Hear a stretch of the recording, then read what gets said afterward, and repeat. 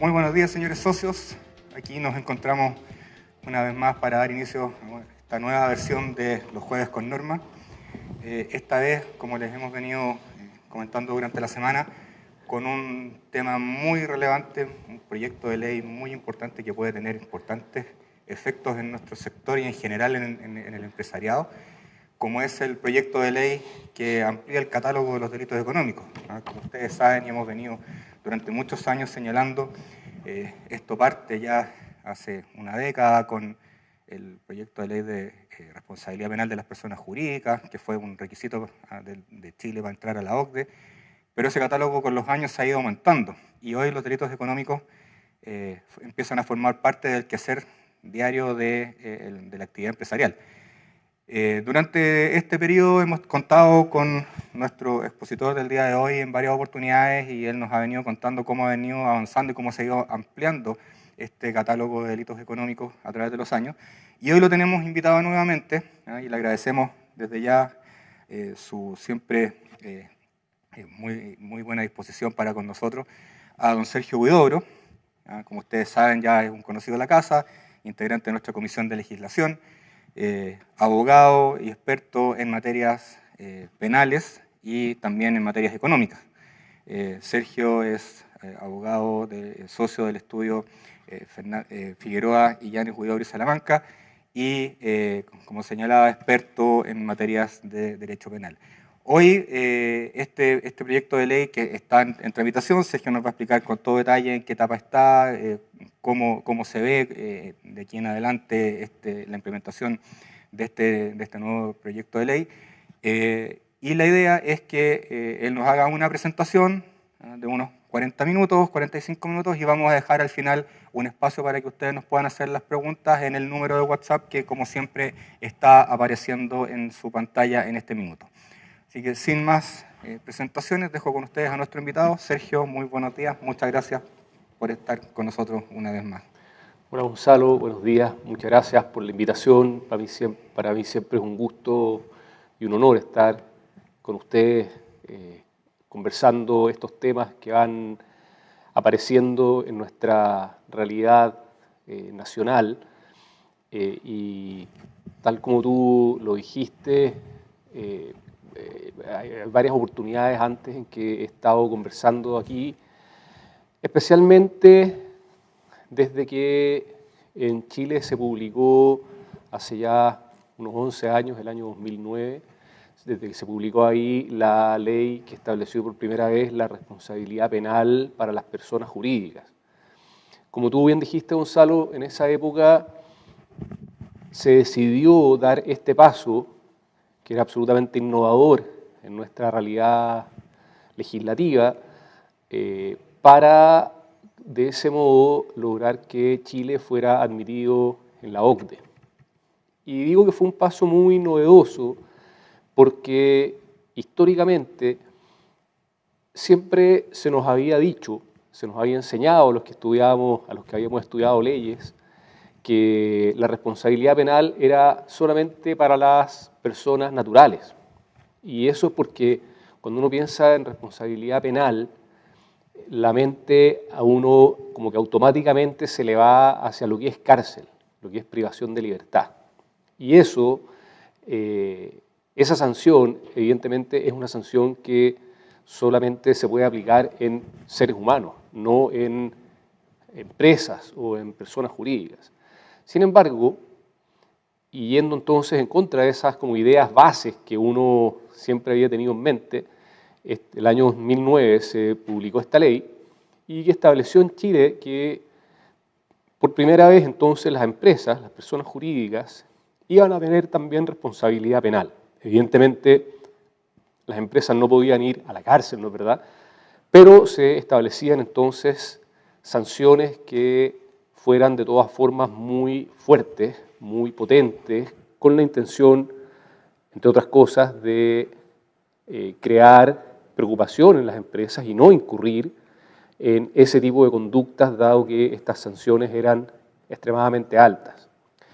Pues bien, cuando se inició este proceso, como tú también bien dijiste, Gonzalo, se indicó en esta ley que las empresas iban a tener responsabilidad penal solamente por 3 delitos, que eran lavado de activos, financiamiento del terrorismo y cohecho o soborno a funcionarios públicos. Y con el paso del tiempo esto fue aumentando y en forma más o menos o bastante rápida, porque tiempo después se agregó la receptación, que era un delito que preocupaba especialmente justo a las empresas de nuestro giro, a esta industria de la construcción, porque era a veces comentado, bastantes veces comentado, que se compraban materiales cuya procedencia muchas veces era dudosa, y claro, como tenían mejores precios, a uno no le interesaba tanto averiguar cuál era el origen, y se adquirían materiales para la construcción. Pues bien, el delito de receptación incorporado a este catálogo señalaba entonces que las empresas iban a tener responsabilidad penal cuando se descubriera que estaban adquiriendo o comercializando productos que tuvieran orígenes ilícitos. Eso fue, como les digo, poco tiempo después de publicarse esta ley. Y ya a fines del año 2018 y comienzos del 2019 se volvió a expandir esta ley y se incorporaron otros nuevos delitos. Y ahí estoy pensando en delitos tales como la negociación incompatible, la administración desleal, el soborno entre particulares, la apropiación indebida, delitos de contaminación de aguas, que ya entonces hizo que las empresas tuvieran que empezar a preocuparse más aún y empezar a, ¿cómo diría yo?, a hacerse a la idea real de que establecer y crear modelos de prevención de delitos era algo ya no suntuario, sino que absolutamente necesario y hasta imprescindible para poder estar tranquilas, realizando sus labores sin el miedo a que alguien dentro de la empresa o algún cercano, llámese proveedor o prestador de servicios, pudiera incurrir en este tipo de delitos que le generaran también responsabilidad penal a la empresa.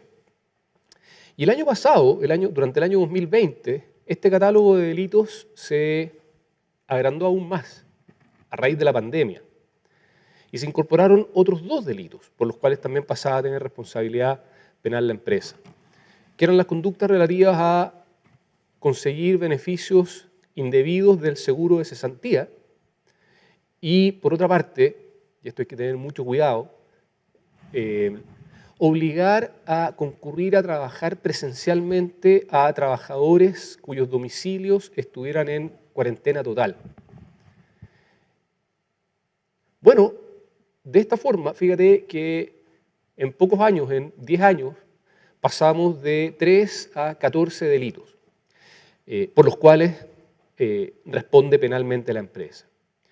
Y dentro de lo que señala esta legislación es que para que la empresa si es que en algún momento se ve envuelta en alguna investigación judicial a raíz de cualquiera de estos delitos, una de las formas que va a tener la empresa para poder eximirse de responsabilidad penal o atenuarla es contar con un modelo de prevención de delitos. Un modelo de prevención de delitos dentro del cual exista también un encargado de prevención de delitos.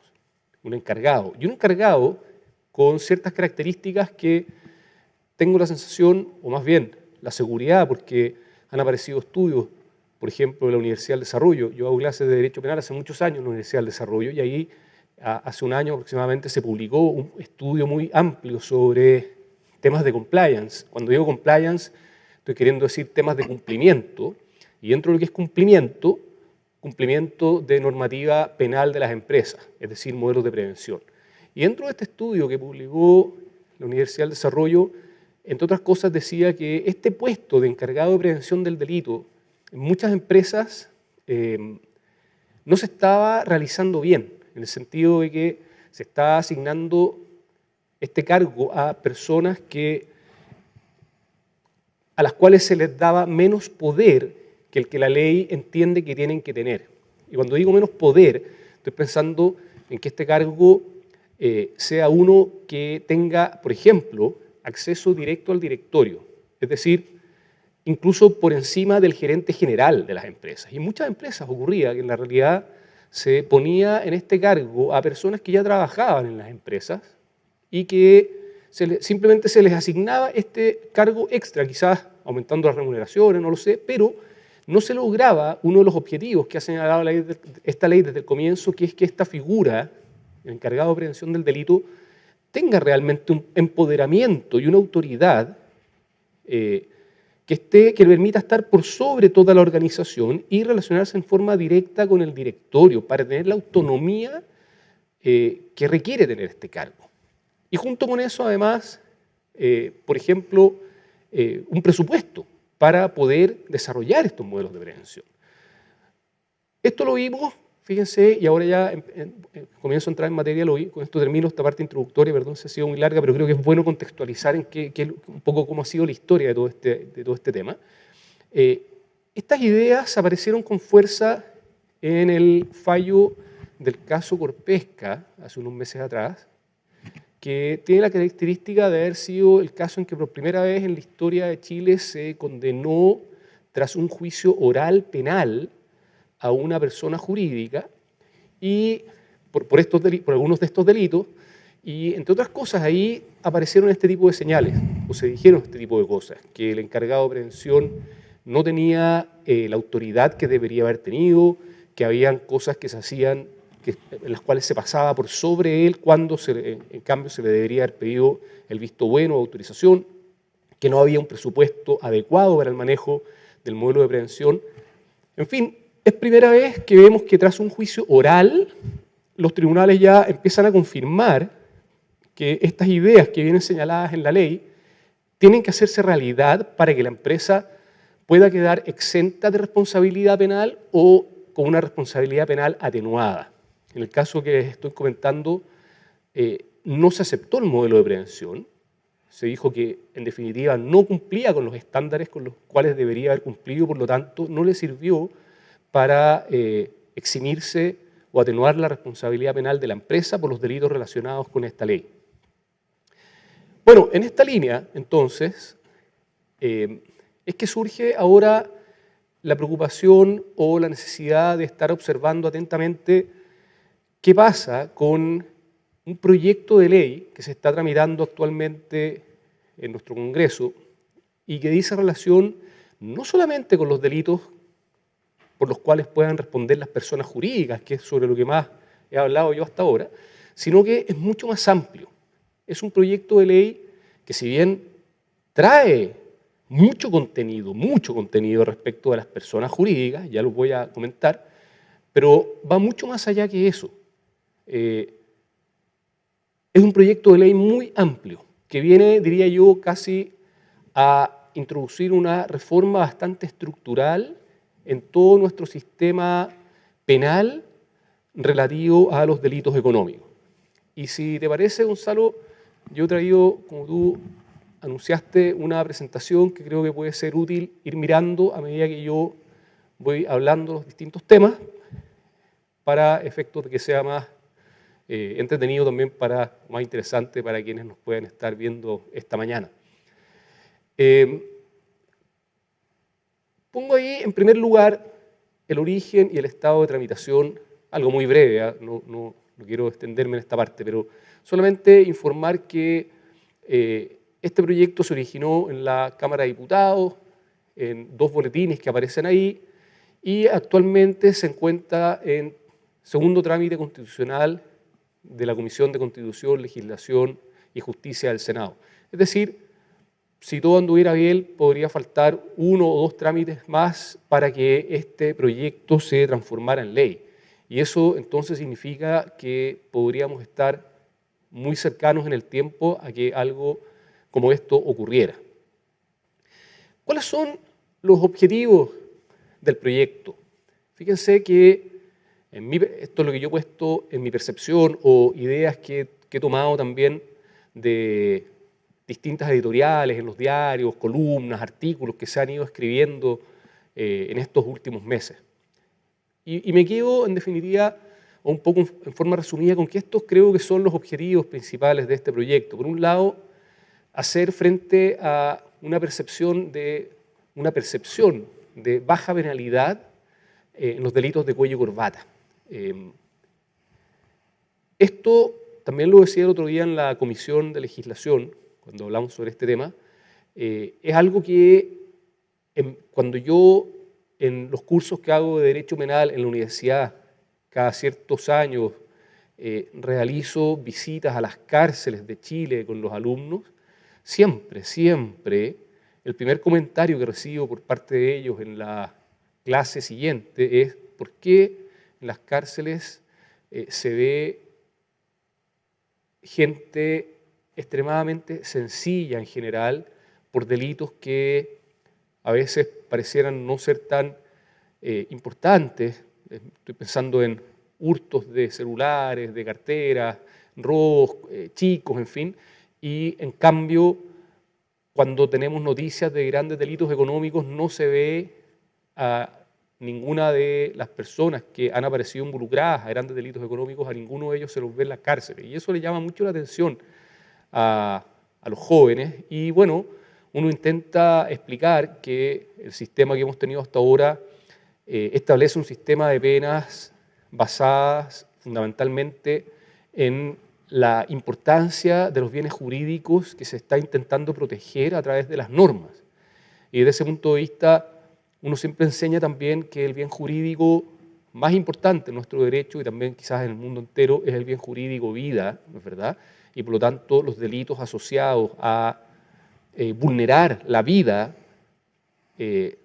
son los que reciben en general sanciones más altas, mayores que las de los delitos económicos. Y después también en general en esta especie de pirámide de cuáles son los bienes jurídicos más protegidos, muy cercano a la vida viene la integridad corporal, física y corporal, y por eso también entonces delitos asociados a lesiones, a daños físicos, reciben sanciones penales más altas en general e históricamente que los delitos económicos.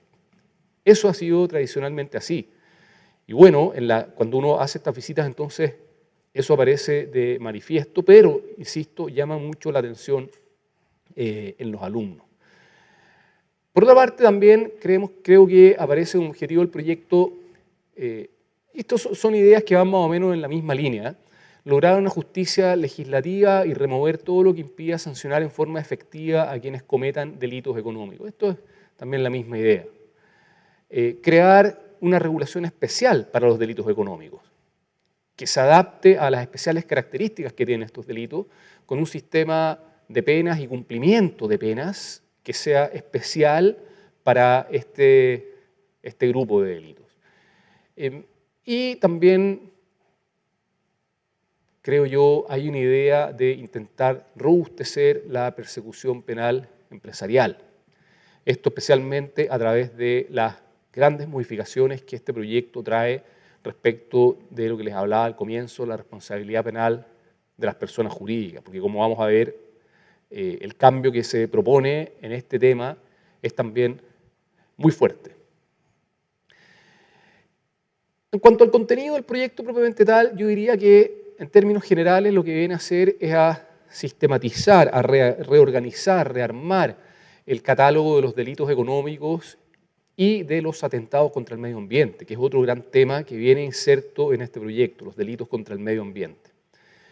Modificando este proyecto no solamente el Código Penal, sino que también distintas leyes que regulan temas relativos al orden socioeconómico. Y hace además este proyecto el ejercicio de adecuar las penas aplicables a todos estos delitos. Aquí quizás es bueno recordar o tener presente que nuestro Código Penal, Gonzalo, es del año 1875. En estos últimos años, estos últimos 10 años, han habido por lo menos 3 o 4 proyectos para crear un nuevo Código Penal que se adecue a los tiempos que corren y lamentablemente no han visto aún la luz. ¿Por qué lo digo? Porque a la larga este proyecto creo que por lo menos se hace cargo de tomar todo el grupo de delitos económicos que vienen también en estos proyectos de Código Penal, dado que no ha salido el proyecto de Código Penal, bueno, se toma al menos la parte relativa a los delitos económicos que vienen en estos proyectos y se intentan entonces transformar en ley por esta vía.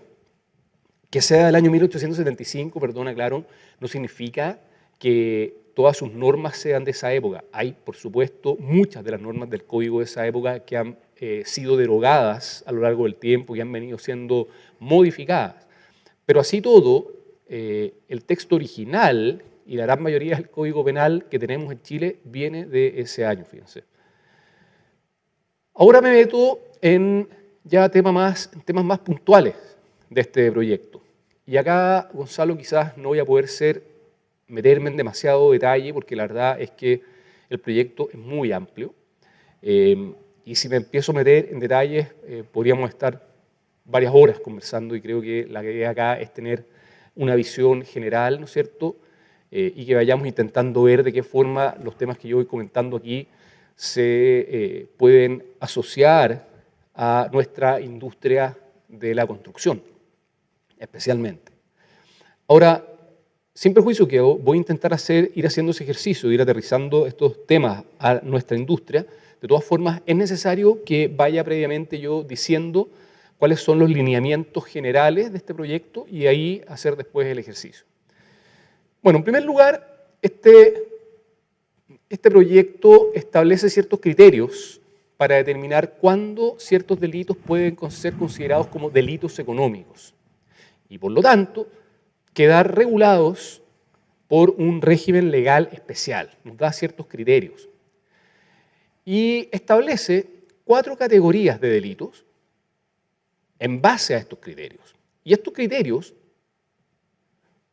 que reitero, son para establecer cuándo ciertos delitos van a ser considerados como delitos económicos y por lo tanto quedar regulados por este régimen especial, estos criterios están basados, por una parte, en la persona que ejecuta la conducta, que vamos a ver que tiene que ser una persona que esté relacionada con una empresa, y el contexto en que se realiza la conducta, que también es un contexto relacionado con la actividad empresarial. Y cuando digo actividad empresarial, por supuesto, que estoy pensando en la actividad empresarial de la industria de la construcción. Establece entonces, como les decía, 4 categorías de delitos. Los delitos de primera categoría son aquellos que en toda circunstancia, en cualquier circunstancia, se van a considerar como delitos económicos. En estas láminas yo me hice el trabajo de poner todos los delitos que en cualquier circunstancia que sean cometidos van a ser considerados delitos económicos. Pero marqué, ennegrecí, como ustedes pueden ver ahí, aquellos que creo que pueden estar más cercanos a nuestro quehacer diario en la industria nuestra. Y marco entonces los delitos relacionados con la ley de mercado de valores, entregar información incorrecta, información incompleta, en el caso de las empresas que funcionen, por ejemplo, como sociedades anónimas y tengan que entregar información a la Comisión para el Mercado Financiero. Después, los delitos que estén contenidos en el Decreto Ley 211 sobre libre competencia. Ahí se puede pensar, por ejemplo, en la colusión, en los carteles, de los cuales tenemos conocimiento cada cierto tiempo en la prensa. Los delitos de la ley relacionados con o contenidos en la Ley General de Bancos, los contenidos en la ley de sociedades anónimas, también puede ser que varios de nuestros socios estén organizados como sociedades anónimas, el delito de soborno entre particulares, que es un delito que apareció en Chile en esta penúltima o antepenúltima modificación a la Ley de Responsabilidad Penal de las Personas Jurídicas y que permitió por primera vez en Chile sancionar el soborno entre particulares, no solo ya a funcionarios públicos. Bueno, todos estos delitos que ustedes ven acá, de los cuales yo he mencionado, solo insisto, los que están remarcados ahí, son delitos que en toda circunstancia que sean cometidos van a ser considerados como delitos económicos. Estos son los llamados delitos de primera categoría en este proyecto. Después aparecen los delitos de segunda categoría. Y nos dice el proyecto que serán considerados delitos económicos siempre que el hecho fuere perpetrado en ejercicio de un cargo, función o posición en una empresa, o cuando lo fuere en beneficio económico o de otra naturaleza para una empresa. Como se puede ver, acá ya vamos al tema del contexto en el cual se ha cometido el delito. A diferencia de los de primera categoría, acá ya no ocurre que en cualquier circunstancia el delito sea considerado económico, sino que tiene que ser cometido en el contexto que se señala aquí, es decir, en ejercicio de un cargo, función o posición en una empresa, o cuando sea en beneficio económico o de otra naturaleza para una empresa. Y también puse acá todos los delitos que pueden llegar a ser delitos de segunda categoría y remarqué aquellos que, en mi opinión, pueden estar más cercanos también al quehacer diario de la industria de la construcción. Y marco ahí entonces delitos tributarios relativos a presentar declaraciones incompletas, al impuesto interno, declaraciones falsas, en fin. De nuevo, Ley General de Bancos, el giro doloso de cheques, si empresas que giren cheques que resulten no tener fondos, por ejemplo, podrían entonces caer dentro de esta categoría. Los delitos de la Ley General de Pesca y Acuicultura, estoy pensando especialmente en la contaminación de aguas. Cuando digo contaminación de aguas, se entiende por aguas, ¿no es cierto?, no solamente el mar, sino que los ríos, los lagos, las lagunas, los cuerpos acuíferos en general. La Ley de Monumentos Nacionales, el Código de Aguas. Sabemos que el tema del agua también, porque estamos viviendo a nivel planetario y especialmente en lo que toca a Chile, de acuerdo al último informe internacional que ha salido sobre el cambio climático, la sequía en nuestro país está dejándose sentir con fuerza y el futuro no es nada de bueno. Por lo tanto, además de que hay toda una discusión tendiente a modificar el Código de Aguas, por de pronto, tal como están los delitos ahora también, tal como están regulados hasta ahora los delitos en el Código de Agua, también pueden ser considerados entonces delitos económicos. Los delitos de los artículos 138 y 140 de la Ley General de Urbanismo y Construcción, relativos a promesar vender o vender terrenos que no estén aún aprobados por la dirección correspondiente de obras. En fin, la lámina siguiente sigue el listado de delitos que podrían llegar a ser considerados como de segunda categoría. Y marco también, como vengo diciendo, los que me parece que pudieran estar más cercanos a nosotros: falsificaciones y uso malicioso de documentos, uso secreto a uso de información reservada, cohecho a los funcionarios públicos. Sabemos que en la industria nuestra la relación con por ejemplo, las direcciones de obras municipales para obtener aprobaciones, acelerar autorizaciones, en fin, es un tema sumamente delicado, por cuanto es muy fácil incurrir en conductas que puedan ser consideradas como de cohecho o soborno a funcionarios públicos. Recordemos también que en este tema, cuando se habla de cohecho o soborno, no es únicamente la entrega de una cantidad de dinero, sino que es de cualquier beneficio que pueda ser apreciable pecuniariamente. Y ahí caben entonces las invitaciones a comer, los viajes, los regalos, en fin, hay que tener mucho cuidado en esa relación con los funcionarios públicos. Sobornos entre particulares también, nuevamente.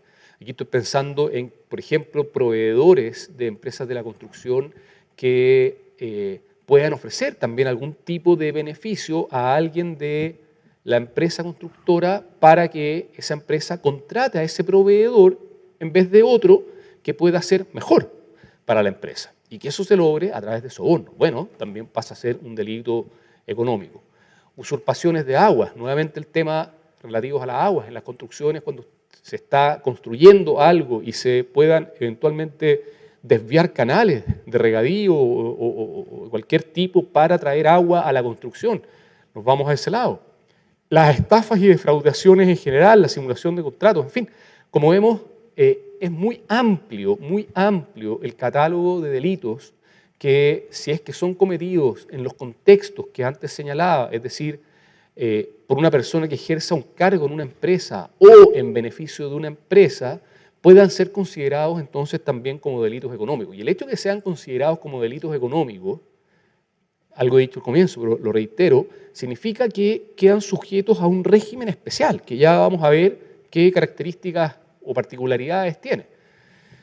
Delitos de tercera categoría. Fíjense que acá hay un tema, porque en el proyecto original se decía que eran delitos de tercera categoría aquellos que fueran cometidos por funcionarios públicos o sujetos que tuvieran ciertas especiales características. Eso ha sido modificado ahora y la verdad es que, en mi opinión, la forma en que ha quedado no la encuentro clara, la encuentro muy parecida a la anterior, a los de segunda categoría, porque nos dice, son aquellos en los que hubiera intervenido alguien en ejercicio, cargo, función o posición en una empresa, o cuando el hecho fuera perpetrado un beneficio económico de otra naturaleza para una empresa. Eso es lo mismo que lo que tienen los de segunda categoría. Ahora se nos agrega diciendo que sea en calidad de autor o cómplice. Pareciera, y esto es algo sobre lo cual habría que meterse para ver cuál ha sido un poco la discusión, que la particularidad es que por una parte está elevando al cómplice a la misma categoría del autor. Y eso es algo que va o es distinto de las reglas generales de participación criminal. En las reglas, cuando uno estudia o enseña participación criminal, uno siempre dice, mire, la sanción penal al autor es la más alta. Después baja en 1 grado la sanción al cómplice y baja en 2 grados la sanción al encubridor, por el mismo delito. Acá aparentemente nos están diciendo que se está intentando equiparar la sancionabilidad de ambos, autor o cómplice. Ahora bien, si uno va al catálogo de delitos, vemos que tienen preeminencia, o siguen siendo, los que más aparecen son precisamente delitos que pueden ser cometidos por funcionarios públicos. Falsificación de documento público, malversación de caudales públicos, negociación incompatible de funcionario público, infidelidad en la custodia de documentos, violación de secretos y cohecho funcionarial. Todos estos delitos que yo he remarcado ahí, en general son delitos que pueden cometer funcionarios públicos. Ahora bien, por la forma en que está redactado esto, pareciera entonces que lo que nos está queriendo decir que no obstante que esos son delitos que en general solo pueden cometer los funcionarios públicos, bueno, también es posible que sean sancionados los privados que participen en este tipo de delitos. Respecto de ambos grupos, funcionarios públicos o personas del mundo privado, en caso de que los hechos sean relativos a estos delitos, bueno, también pasan a ser delitos económicos de tercera categoría. Y finalmente, los de cuarta categoría nos dice, mire, aquí caben los siguientes delitos. Receptación, de la cual algo ya dijimos al comienzo. Lavado y blanqueo de activos, lavado de dinero. En ambos casos, en la receptación y en el lavado de activos, cuando las especies o bienes a que se refieren estos delitos provengan de la perpetración de hechos, y nos pone estos 2 temas, considerados como delitos económicos de primera, segunda o tercera categoría, constitutivos de algunos de los delitos en los artículos 1 y 2, que son los segunda y tercera categoría, siempre que la receptación de bienes o el lavado de activos fueran perpetrados en ejercicio de un cargo, función o posición, o cuando fueran en beneficio económico. Es decir, claramente estos delitos de cuarta categoría, que están referidos a la receptación y al lavado de activos,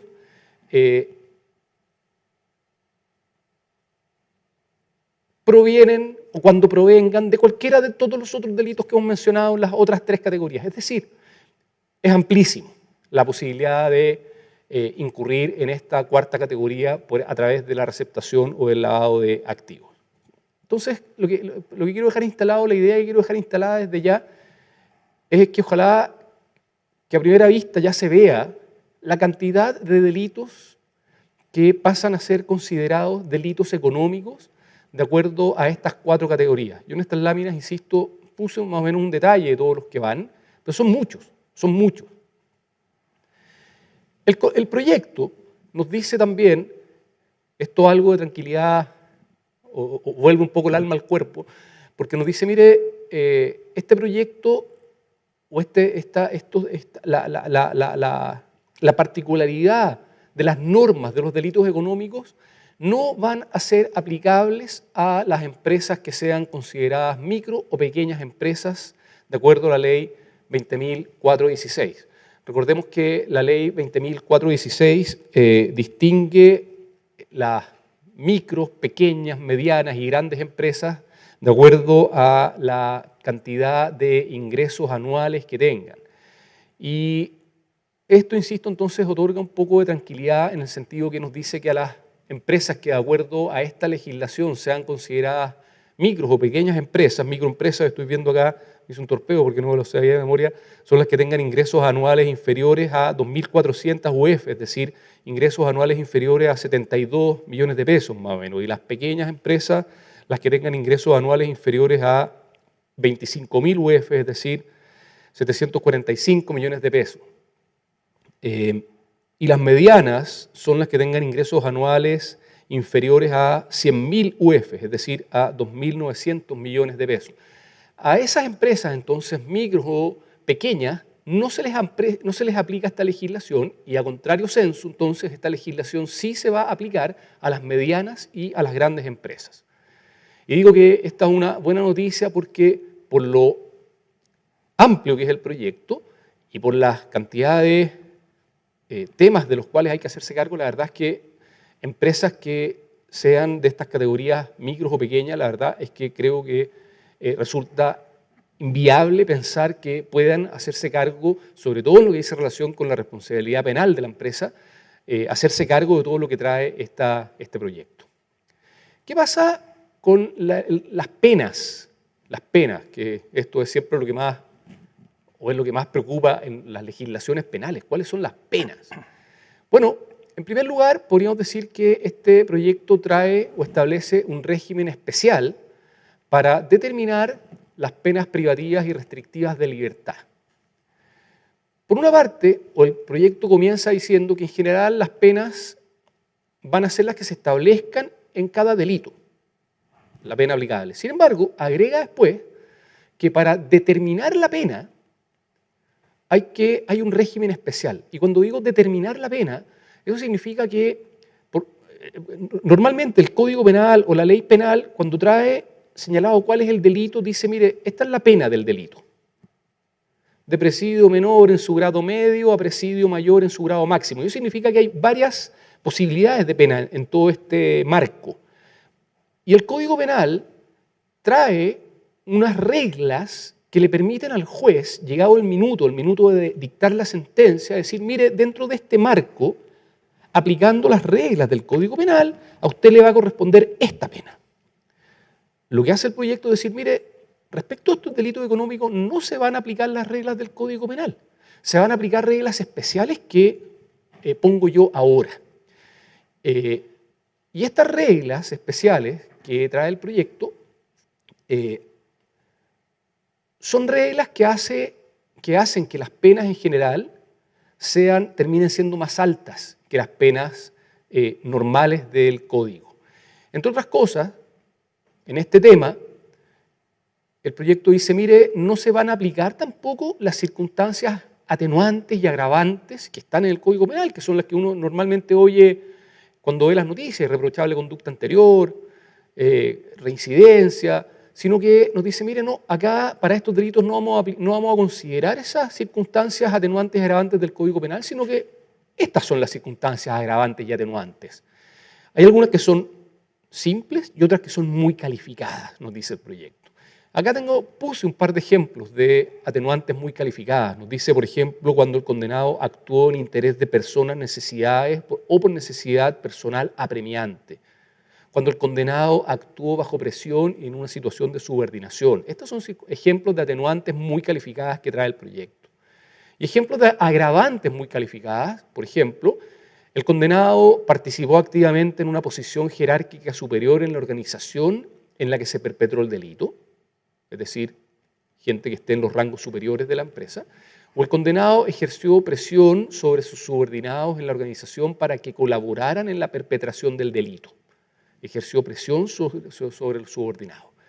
Bueno, estas son entonces reglas especiales que trae este proyecto para que el juez determine cuál es la pena que en definitiva le va a corresponder a la persona que sea condenada.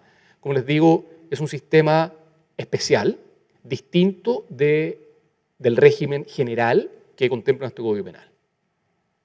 En materia de multas,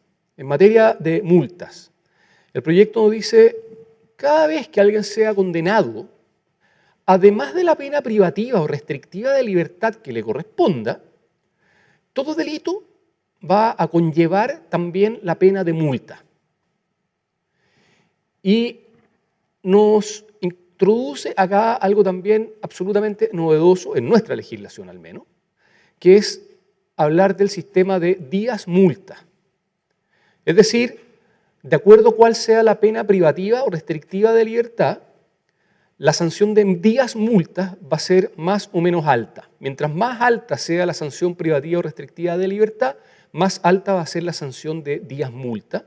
Y mientras más baja sea, más baja también será. Aquí hay un ejemplo, dice presidio o reclusión mayor en su grado mínimo, que es de 5 años y un día a 10 años, le va a corresponder de 151 a 200 días multa. ¿Qué es esto de los días multa? El valor del día multa, dice el proyecto, corresponde al ingreso diario promedio líquido del condenado en el periodo de un año antes de que la investigación se haya dirigido en su contra. Ingreso diario promedio líquido. Es decir, y echando mano, fíjense, a revisar cuáles han sido las remuneraciones, las rentas, los réditos del capital e ingresos de cualquier otra clase que el condenado haya tenido en el año anterior, se saca o se calcula cuál fue su ingreso promedio líquido diario. Y eso pasa a ser un día multa. Bueno, y de acuerdo a lo que decía en la lámina anterior, la cantidad de días multas que se le condene va a depender de la gravedad de la pena privativa de libertad. El proyecto agrega que un día multa no podrá ser inferior a media UTM ni superior a 1000 UTM. Y lo otro que agrega, que esto ha generado ya un par de cartas en los diarios de personas señalando que parece incorrecto o injusto, es esta idea del aumento del valor del día multa en consideración al patrimonio, porque el proyecto dice, mire, si el ingreso promedio diario líquido resulta desproporcionalmente bajo en relación con el patrimonio del condenado, el tribunal podrá aumentar hasta en 2 veces el valor del día multa. Y acá, lo que han dicho quienes han saltado con este tema es, oiga, es perfectamente posible que una persona tenga un patrimonio más alto que lo que diga relación con el promedio ingreso diario líquido del año anterior. Porque una persona puede haber tenido ingresos a su patrimonio por otras vías, tales como, por ejemplo, las herencias. Y no es entonces justo que se eche mano a esta proporcionalidad o falta de proporcionalidad entre el valor del día multa y el patrimonio de la persona para, en base a eso, aumentar al doble el día multa. Sin embargo, así está hasta ahora. Habla también del proyecto de las inhabilitaciones, que son otra sanción penal. Y nos dice que siempre, del mismo modo que ocurría con las multas, siempre que alguien sea condenado por un delito económico, se le va a aplicar además de la pena de privativa de libertad o restrictiva de libertad y además de la sanción de multa, en base a lo que hemos dicho, se le va a aplicar además la sanción de inhabilidad. ¿Inhabilidad para qué? Inhabilidad para cualquier función a cargo público, para cargos gerenciales, y dentro de los gerenciales el proyecto habla expresamente administrador, gerente o director de sociedades anónimas abiertas o empresas del Estado, y también inhabilitación para contratar con el Estado. Y en caso que al momento de dictarse la sentencia hubieran actos o contratos vigentes con el Estado, se van a terminar, se los va a poner término. Como vemos, lo que hemos dicho hasta acá ya pareciera que el nivel de sancionabilidad es de un estándar mucho más alto que el de los delitos normales. Por acá se nos dice, mire, además de la sanción privativa o restrictiva de libertad, siempre va a llevar multa, siempre va a llevar inhabilidad, cosa que en los delitos normales no siempre es así. Hay veces que se aplican sanciones privativas o restrictivas de libertad y no necesariamente además la multa y las inhabilitaciones. Acá siempre. Está la posibilidad de solicitar la rehabilitación cuando el condenado haya cumplido al menos la mitad de la condena, ahí puede pedir la rehabilitación, es decir, que se termine con la inhabilitación. Pero esto, la decisión de esta solicitud está entregada al juez. Es decir, él podrá evaluar y decidir si le concede o no la rehabilitación. El comiso de ganancias, otra sanción, además de las tres que ya hemos mencionado, privativas o restrictivas de libertad, multas, inhabilitaciones o inhabilidades. En cuarto lugar, comiso de ganancias. Toda condena por delito económico conlleva el comiso de las ganancias, es decir, que el tribunal quede con todas las ganancias que el delito haya reportado para quienes hayan intervenido en el mismo. Y lo también muy novedoso es que el proyecto dice, mire, el comiso se va a aplicar incluso si es que el imputado resulta absuelto. Resultar absuelto significa que después de un juicio penal o después de una investigación penal no haya sido posible establecer la culpabilidad del imputado. Recordemos que en materia penal uno de los principios más importantes es el principio de presunción de inocencia, es decir, nadie puede ser considerado culpable sino hasta que una sentencia judicial así lo establezca. Y acá el proyecto nos dice, mire, incluso aunque la persona resulte absuelta, sobreseimiento temporal, sentencia absolutoria y un par de tres situaciones más, sobreseimientos definitivos, en fin, en los términos que está señalado en el proyecto, no obstante que la persona pueda resultar absuelta, de todas maneras se va a aplicar el comiso de las ganancias, porque se considera que provienen de un hecho ilícito. Esto es algo también absolutamente nuevo en nuestra legislación.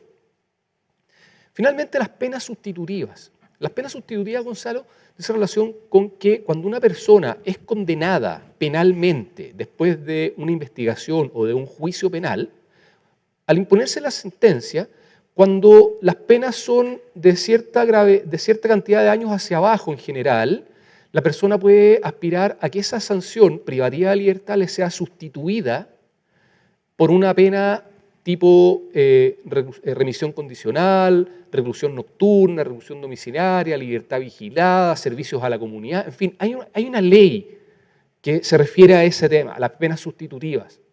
Bueno, el proyecto nos dice, mire, en el caso de delitos económicos no vamos a considerar lo que dice esta ley de penas sustitutivas a las privativas de libertad. No, vamos a aplicar nuestras propias reglas de sustitución de penas. Y las formas de sustituir la pena van a ser solamente estas tres, a diferencia de las 5 o 6 que contempla la ley que trata este asunto. Acá, para los delitos económicos, solo vamos a tener la posibilidad de remisión condicional, reclusión parcial domiciliaria y reclusión parcial en un establecimiento especial. Y la ley desarrolla en qué consisten cada una de estas tres modalidades y cuáles son los requisitos que hay que cumplir para poder aspirar a alguna de estas formas de sustitución.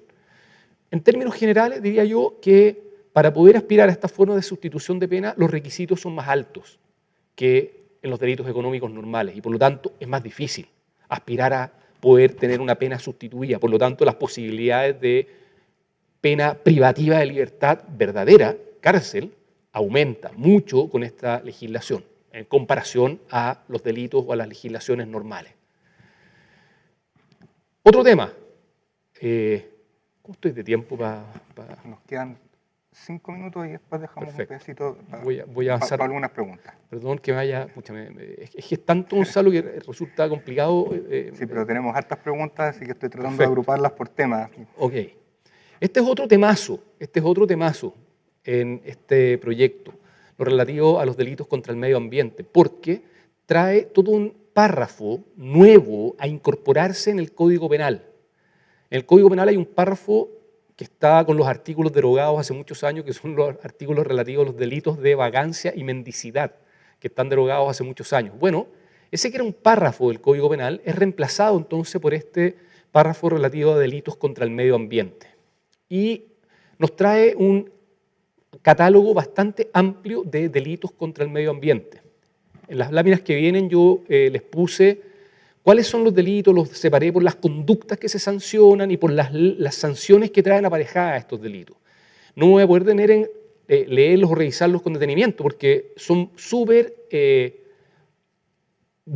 amplios en la redacción de cuál es la conducta sancionada.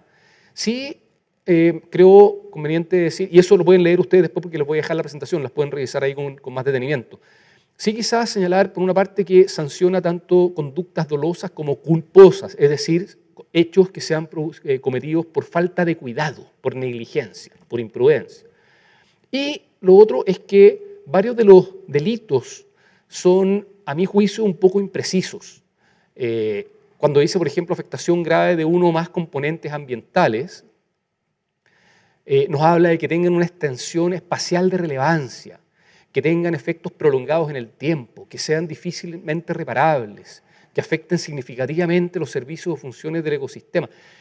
Y todas estas frases que yo he subrayado ahí significa que el que va a decidir si la conducta que se está sancionando penalmente es sancionable es el juez. Y el juez lo va a hacer echando mano a lo que dice la ley, efectos prolongados en el tiempo. ¿Quién me dice a mí qué es lo que un juez va a considerar como efecto prolongado en el tiempo?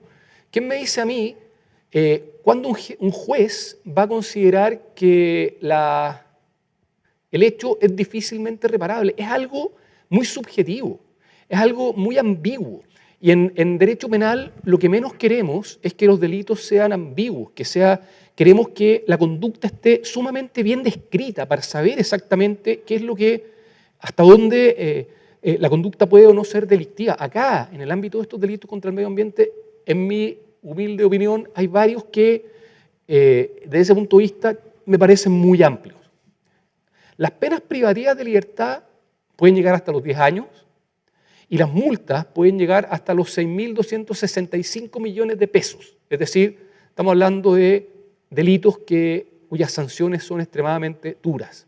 Acá están las minutas que yo les decía, se las voy a dejar, no las voy a leer ahora, en las cuales he señalado cuáles son los delitos y cuáles son penas que se aplican, tanto penas privativas como penas de libertad, como penas de multas, para que después el que le interese pueda leerlo con más detenimiento. Voy terminando. Lo que les hablaba al principio sobre la responsabilidad penal de las personas jurídicas. Yo les había dicho al comienzo que actualmente teníamos 14 delitos por los cuales pueden responder las personas jurídicas. Bien, lo que hace este proyecto es decirnos, mire, todos los delitos a que se refiere este proyecto, a contar de ahora, son delitos por los cuales las personas jurídicas también pasan a tener responsabilidad penal. Es decir, pasamos de 14 delitos a, qué sé yo no los he contado, pero deben ser, así a vuelo de pájaro, unos 50 delitos más. Lo cual es, a mi juicio, absolutamente inabarcable de un día para otro por cualquier empresa. O sea, meterse a hacer matrices de riesgos para 50 o 60 delitos y tener después la capacidad para administrar un modelo de prevención para 50 o 60 delitos es algo, a mi juicio, un poco titánico. Es decir, creo que solamente las grandes empresas van a estar en condiciones de tener un presupuesto adecuado para poder hacer frente a esto. Fíjense que además el proyecto amplía los sujetos regulados por la norma. Antes se nos decía que eran solamente las personas jurídicas de derecho privado y las empresas del Estado las que podían responder penalmente. Hasta ahora eso es lo que dice la ley. Ahora este proyecto nos dice que van a responder penalmente las personas jurídicas de derecho privado, las empresas públicas creadas por ley, las empresas, sociedades y universidades del Estado, los partidos políticos y las personas jurídicas religiosas de derecho público. Es decir, se amplía considerablemente cuáles son las personas jurídicas que pueden tener responsabilidad penal. También se simplifican los presupuestos que generan responsabilidad penal. Y se nos dice que una persona jurídica va a poder ser penalmente responsable siempre que la perpetración de derechos sea favorecida o facilitada por la falta de implementación efectiva de un modelo de prevención. Es decir, y esto me parece bien, no solamente va a ser necesario demostrarle al juez o al fiscal que está investigando que la empresa tiene un modelo de prevención y llevarle un lindo libro y códigos de conducta y protocolos, etcétera, sino que lo que se va a evaluar es que el modelo sea efectivo. Eso me parece correcto, así siempre se ha dicho que tiene que ser. Y se va a decir también, o el proyecto dice que el juez va a poder definir que el modelo de prevención es adecuado atendiendo al objeto, giro, tamaño, complejidad, recursos y las actividades que desarrolla la empresa que se esté siendo investigada. También se abre el abanico para que el juez tenga bastante, creo yo, discrecionalidad como para definir entonces si el modelo se considera o no adecuado, como para servir de eximente o de atenuante de responsabilidad penal. Y en cuanto a las penas, a las personas jurídicas, también se modifica el catálogo. Antes nos hablaba de disolución, ahora nos habla de extinción. Hay ahí una serie de diferencias muy técnicas, sutiles, que no cabe ahora comentarlas. Inhabilitación para contratar con el Estado, pérdida de beneficios fiscales y prohibición de recibirlos. Por primera vez se habla de la supervisión de la persona jurídica. Antes, en la legislación que tenemos hasta ahora, no está esta figura de la supervisión de la persona jurídica, que es una persona designada por el juez criminal, el juez del crimen, para que supervise el funcionamiento de la persona jurídica tras haber sido sancionada en cuanto que se implemente un modelo de prevención correcto. Las multas que en la legislación actual pueden llegar hasta los 22 o 23 millones de dólares, acá nos dice, mire, la multa va a ser el valor de día multa, un valor de día multa, perdón, que no podrá superar las 5.000 UTM y un máximo de 600 días multa. La verdad es que como el valor del día multa proviene del ingreso promedio líquido mensual anual que haya tenido la persona jurídica, en este caso en el año anterior a la investigación, es imposible saber de cuánto estamos hablando, de buenas a primeras. En lo que teníamos actualmente, por lo menos sabíamos cuál era el tope. Acá, poder saberlo de buenas a primeras es imposible, cuál va a ser el monto de la multa. Y la publicación finalmente en un extracto de la sentencia condenatoria. Aquí sí que voy terminando, Gonzalo. ¿Qué pasa en el Código Penal? ¿Qué pasa con los delitos que actualmente están en el Código Penal? En primer lugar, esta ley aumenta el número de delitos por los cuales pueden responder las personas que estén asociadas a la actividad empresarial. Por ejemplo, contempla nuevos delitos que no teníamos hasta ahora. Uso no autorizado del secreto profesional, violación del secreto comercial, delitos medioambientales, estafa informática, etc. Son delitos nuevos que trae este proyecto, que se incorporan al Código Penal y por los cuales entonces aparece una responsabilidad penal que hasta ahora no existía. Hay varios de ellos que los abogados que nos dedicamos al derecho penal echábamos de menos. El uso no autorizado del secreto profesional, violación del secreto comercial, eran conductas que a juicio nuestro y mirando la legislación comparada ya existían. Nosotros muchas veces echábamos de menos para poder intentar sancionar penalmente a las personas que habían incurrido en estas conductas y no podía hacerse porque no existía el delito. Bueno, ahora aparece el delito, por lo tanto se van a poder sancionar ese tipo de conducta. Después se reforman algunos delitos. Se reforma el delito de estafa. Se reforma el delito de estafa en forma correcta, a mi juicio. Se reforman algunos delitos que se habían incorporado el año 2018. La negociación incompatible y el soborno entre privados, que eran delitos que habían aparecido en nuestro derecho penal hace solo 3 años, ahora son reformados tras haberse visto que lo que se había contemplado originalmente podía mejorarse, ahora se hace. Y se aumentan las penas de muchos de los delitos económicos actualmente existentes en el Código Penal. Ahí pongo unos ejemplos de delitos actualmente existentes y cómo aumentan las penas. No lo leo tampoco ahora por tema de tiempo, pero lo pueden revisar después ustedes. Hay reformas también al Código Procesal Penal, especialmente reformas para conseguir el comiso de los bienes, y hay reformas a otras leyes, como decía al comienzo, a la ley de libre competencia, a la ley de mercado de valores, sociedades anónimas, a la ley de insolvencia. Sobresale quizás especialmente la reformulación de los delitos de la ley de mercado de valores, ya que se cambia absolutamente lo que había y se establece todo un sistema nuevo con conductas que son más ajustadas a los tiempos actuales. La lista es bastante más amplia de lo que he señalado yo hasta ahora. Hay muchos otros delitos nuevos que aparecen y la verdad es que varios de los nuevos delitos son altamente técnicos, es decir, delitos que para poder explicárselos a un fiscal, a un juez y los abogados incluso que tengamos que litigar en estos delitos, vamos a tener que estudiar temas económicos, temas de mercado de valores, porque son figuras a veces muy técnicas las que se pasan a ser sancionadas ahora penalmente. Y estos son ya ideas finales, así como de comentarios que yo tengo respecto a lo que he podido estudiar hasta ahora y también varios, quizás los he recogido de distintos académicos que han estado opinando en los medios de prensa en este último par de meses. Por ejemplo, insisto, son comentarios en general respecto del proyecto. Esto que incorpora muchos delitos nuevos, muchos de los cuales son altamente técnicos. Y varios de estos delitos están redactados en términos quizás muy amplios, los delitos medioambientales, algunos de los casos de delitos medioambientales, lo que permite mucha discrecionalidad a los jueces finalmente. Cuando un delito no está tan precisamente señalado en cuál es su conducta, se presta para que los jueces tengan más subjetividad para decir cuándo se cometió o no se cometió el delito.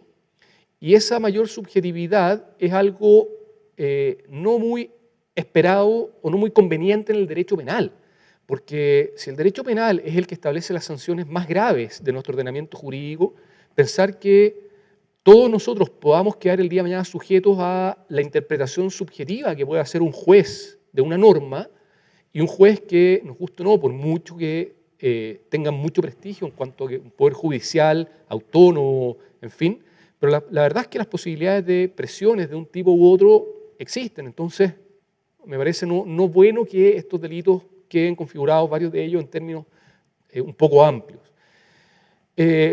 Estamos viendo que se crea un derecho penal especial y más severo para un grupo de personas, para quienes se desempeñen en las empresas, como ejecutivos, socios, accionistas, en general de las grandes y medianas empresas.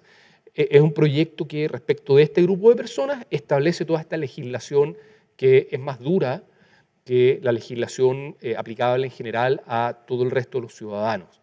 Y esto se acerca a lo que algunos llaman el derecho penal de autor, en que se sanciona no tanto por lo que la persona hace, sino que más bien por lo que la persona es. Se define que una persona cumple con un perfil y bueno, entonces se le aplican estas sanciones por el hecho de cumplir con ese perfil. Eso es algo que no es bueno, que se ha tendido a desechar en las legislaciones comparadas y, en mi opinión, este proyecto se acerca un poco a esto del derecho penal de autor, que es algo sumamente criticable.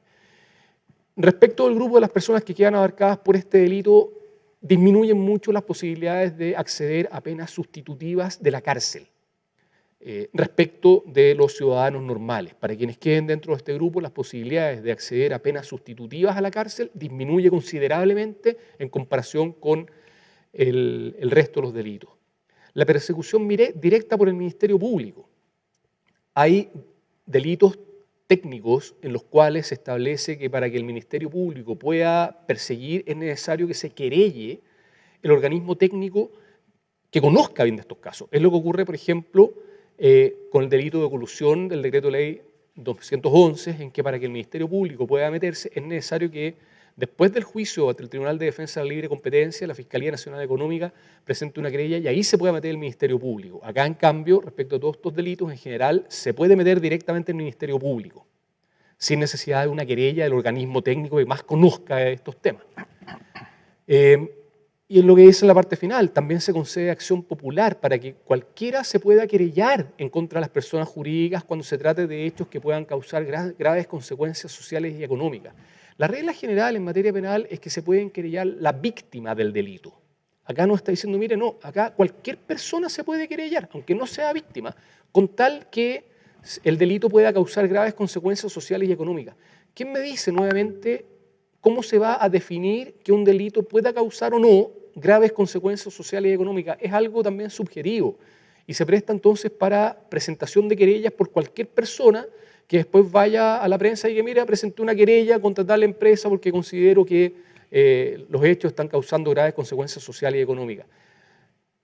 Abre una puerta que mal utilizada puede generar también, creo, nefastas consecuencias para nuestra industria, para cualquiera, porque se abre la posibilidad a que cualquier persona presente querellas que no tengan mayor fundamento, pero que después aparezcan en la prensa, y sabemos que aparecer en la prensa vinculada a cualquier investigación, por mucho que después uno logre demostrar que en verdad no había nada, bueno, el solo hecho de aparecer ya causa un daño muchas veces irreversible. Termino, se amplía mucho la multa y el comiso, como explicaba antes, y la responsabilidad penal de las personas jurídicas se aumenta en forma abismante, creo yo, de golpe y porrazo. lo que hace muy difícil, creo, hará muy difícil que las personas jurídicas puedan, en el corto plazo, lograr establecer mecanismos de control, modelos de prevención del delito que sean considerados eficaces. Y eso además va a tener altos costos económicos para las empresas. Un uso excesivo de cárcel, me parece, un uso excesivo de cárcel en el proyecto, cuando todo nos dice en general que la cárcel no logra el efecto disuasivo que muchas veces se espera. Y pareciera aquí que hay entonces un intento de empatar a los delitos económicos con los violentos, de acuerdo a lo que les comentaba al principio.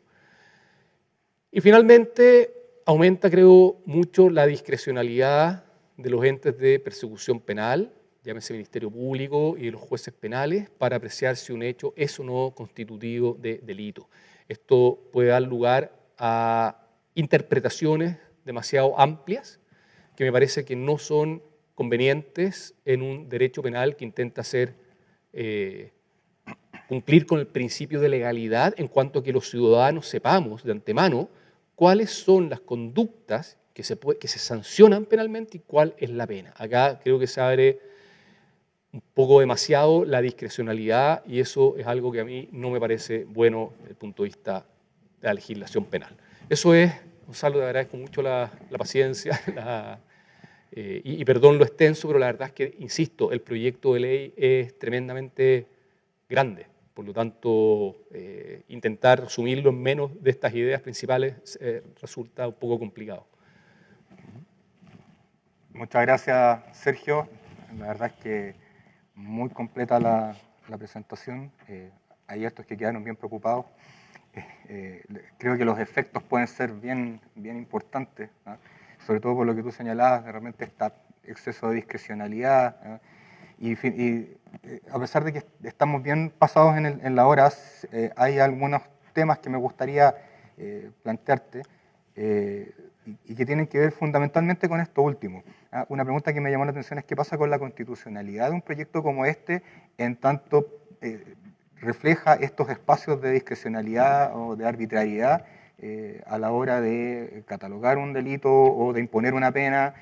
¿Qué pasa? O sea, la constitucionalidad hoy día puede ser cualquier cosa, ¿eh? Estamos en un proceso que nadie sabe cómo va a terminar, pero con las normas actuales, ¿cómo se enmarca un proyecto como este dentro de la Constitución?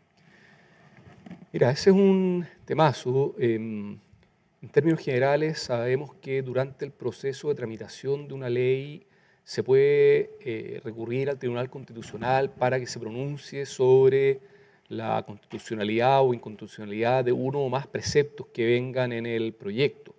Eso es una herramienta que se puede utilizar antes de que el proyecto sea publicado. Ahora, si se sorteara esa valla y algunas normas entonces se transformaran en ley y estimáramos que adolecen de un vicio de constitucionalidad porque, por ejemplo, no se está respetando debidamente este principio de legalidad que señala, como decíamos, que la conducta tiene que estar sumamente bien descrita. Bueno, la posibilidad que queda es después de recurrir también al Tribunal Constitucional vía recursos de inaplicabilidad por inconstitucionalidad cuando uno está, por ejemplo, litigando. Eso es algo que se hace y si es que a uno le va bien, se consigue que en el juicio en el cual uno está litigando, el Tribunal Constitucional declare que el precepto, la norma, es inconstitucional y que por lo tanto no se puede aplicar. Ahora, en caso de irse por esa vía, es una sentencia que es solamente para ese caso y hay que después intentarlo entonces en otros casos y finalmente si es que se va consiguiendo un precedente o sentencias en una misma línea, poder hacer que la norma termine declarándose inconstitucional en términos generales. Pero es un camino complicado de recorrer. Un tema, Sergio, que llamó la atención es una de las últimas cosas que tú dijiste respecto de la acción penal pública. Y yo traté de agrupar varias preguntas en una sola como tema de la acción penal pública, pero en general preguntan si ¿Esto existe en estas materias, en la legislación comparada? ¿Cómo ves tú que esto pueda prosperar? Porque efectivamente tú lo comentaste en la presentación, la acción penal pública puede dar para cualquier cosa, con un ánimo revanchista, de sacar algún provecho comunicacional, como tú lo señalaste. Entonces, un poco por ahí van las preocupaciones que nos están planteando. Mira, ese es un temazo, es súper preocupante porque por regla general, en nuestro Código Procesal Penal actualmente vigente, se nos dice en forma correcta, creo yo, que solamente pueden querellarse quienes sean víctimas del delito. Y eso permite entonces crear una barrera de entrada para que no aparezcan querellas presentadas como al voleo por cualquier persona, por cualquier tema y que se preste para un uso abusivo del derecho penal. Y esa diría yo que en la legislación comparada tiende a ser la regla general de poner esa barrera de entrada.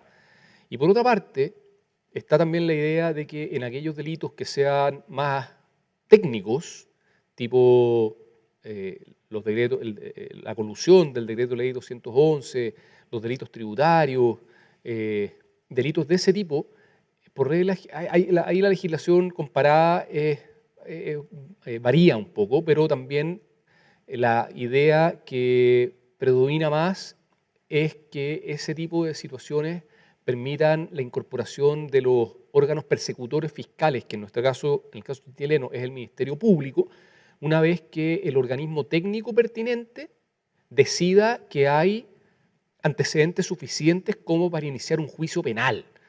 Y eso es algo que acá, en principio, se está dejando solamente para el decreto ley 211, es decir, se está permitiendo que para otros delitos técnicos en los cuales uno esperaría que se aplicara esa misma norma, en el sentido que para poder iniciar un juicio penal fuera necesario la querella del organismo técnico, eso pareciera no estarse cumpliendo y por lo tanto sí podría prestar entonces para que tengamos una puerta de entrada amplísima para querellas totalmente infundadas, que al final lo único que buscan es ejercer una presión indebida para, qué sé yo, lograr, por ejemplo, acuerdos económicos, en los cuales el futuro querellante entonces le dice a la empresa, mira, si no arreglamos un problema en los términos que yo estoy queriendo, bueno, me voy con querella.